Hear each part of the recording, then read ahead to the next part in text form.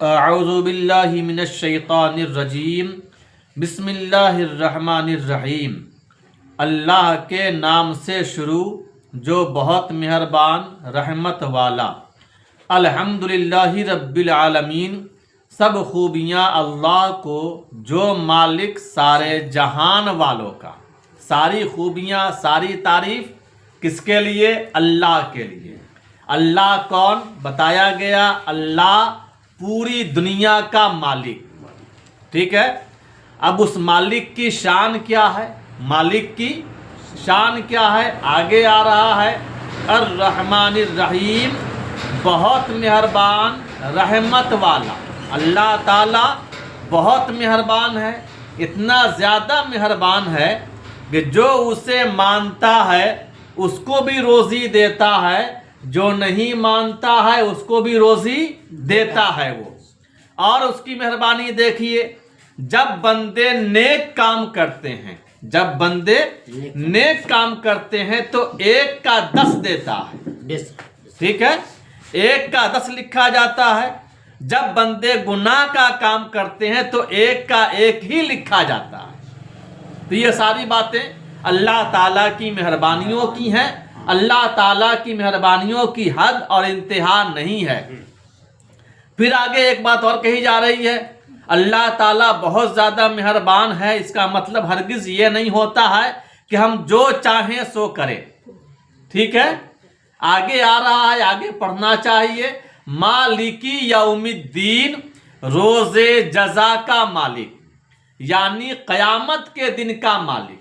جب قیامت کا دن ہوگا ہم سب کے سب اللہ تعالیٰ کی بارگاہ میں حاضر ہوں گے اور ہم تمام کو اپنے اپنے عمل کا حساب دینا ہے، ٹھیک ہے، اپنے اپنے عمل کا۔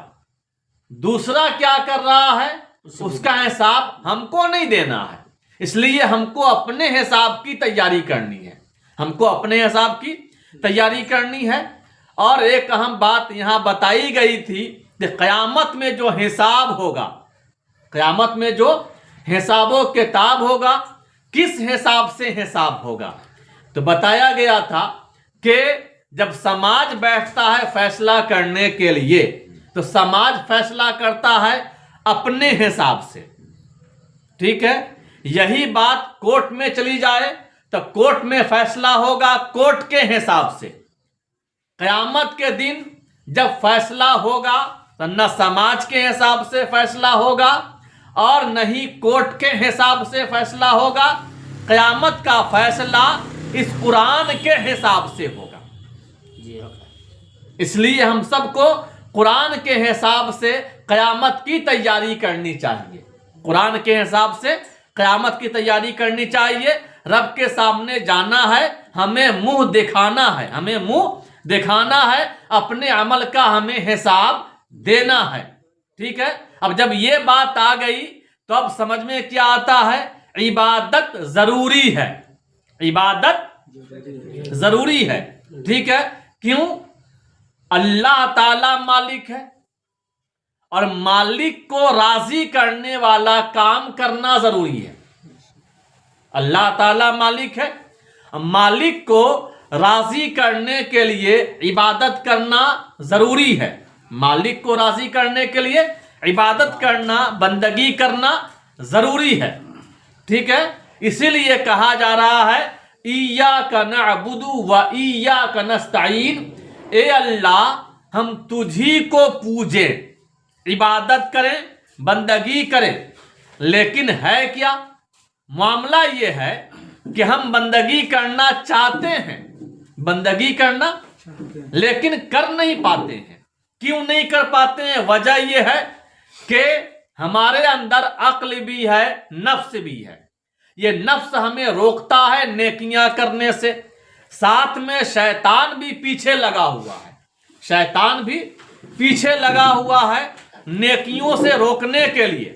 اور شیطان ایک سے ایک دھوکہ دیتا، ایک سے ایک دھوکہ دیتا، ایسا ایسا بھیانک دھوکہ دیتا ہے کہ آدمی سمجھ بھی نہیں سکتا ہے۔ سب سے پہلے کہاں گمراہ کرتا ہے؟ شیطان کا سب سے پہلا دھوکہ کیا ہوتا ہے؟ ہمارے من میں گھس جاتا ہے، ہم کو ہماری بولی میں بولتا کیا بولتا ہے؟ ہم کو شیطان نہیں بہکا سکتا، ہم کو شیطان نہیں بہکا سکتا۔ اور جب ہم یہ یقین کر لیتے ہیں، ہم جب یہ یقین کر لیتے ہیں کہ ہم کو شیطان نہیں بہکا سکتا ہے، پھر ایک سے خرافات من میں ڈالتا ہے، مسئلے کا مسئلہ بناتا ہے، مسئلے کا مسئلہ بنا کر کے دماغ میں بھر دیتا ہے۔ ہم کیا سمجھتے ہیں؟ یہ ساری باتیں اسلام کی ہیں، ساری باتیں صحیح ہیں۔ ایک سے ایک بہانے من میں ڈالتا ہے، گمراہ کر دیتا ہے، نیکیاں کرنے نہیں دیتا، دین سیکھنے نہیں دیتا۔ اگر کبھی نیکیاں کر بھی لے تو نیکیوں کو بچانے نہیں دیتا، نیکیوں کو بچانے نہیں دیتا۔ ایک نیکی کیا کر لیا کہ ہلہ کرواتا ہے، ہم یہ کیے۔ بھائی نیکیاں کیوں کیے ہیں؟ اللہ کو خوش کرنے کے لیے یا لوگوں کو بتانے کے لیے؟ ٹھیک ہے، تو شیطان نیکیاں کرنے نہیں دیتا، اگر کر لیا نیکیاں تو بچانے نہیں دیتا ہے، ریاکاری کروا دیتا ہے۔ تو یہاں پہ ضرورت ہے اللہ تعالی کی مدد کی، اسی لیے عرض کرتے ہیں، کیا کرتے ہیں؟ ایاک نعبد و ایاک نستعین، ہم تجھی کو پوجیں اور تجھی سے مدد چاہیں۔ یا اللہ تو میری مدد فرما، کیوں فرما؟ شیطان سے بچا کے ہم سے نیکیاں کروا۔ اہدنا الصراط المستقیم، ہم کو سیدھا راستہ چلا، یہ مدد کی تفصیل ہے۔ اے اللہ میری مدد فرما، کیسے مدد فرما؟ تو یا اللہ تو ہی ہمیں سیدھے راستے پہ چلا۔ اور سچائی تو یہ ہے، جو ریئل لائف کی سچائی ہے وہ یہ ہے کہ اللہ تعالیٰ کی طرف سے ملنے والی توفیق کے بغیر آدمی چھوٹی سے چھوٹی نیکی بھی نہیں کر سکتا ہے۔ ہم چاہ کر کے بھی نیکیاں نہیں کر پاتے ہیں، اور ہم چاہ کر کے بھی برائیاں چھوڑ نہیں پاتے ہیں۔ ایسا ہوتا ہے کہ نہیں ہوتا؟ چغلی چھوڑنا چاہتے ہیں، چھوڑ نہیں پاتے ہیں۔ نماز پڑھنا چاہتے ہیں، پڑھ نہیں پاتے ہیں۔ کیوں؟ شیطان ہم کو روک رہا ہے۔ تو اس شیطان سے بچنے کے لیے ہم نے عرض کی، یا اللہ ہم تجھی سے مدد مانگے، یا اللہ تو میری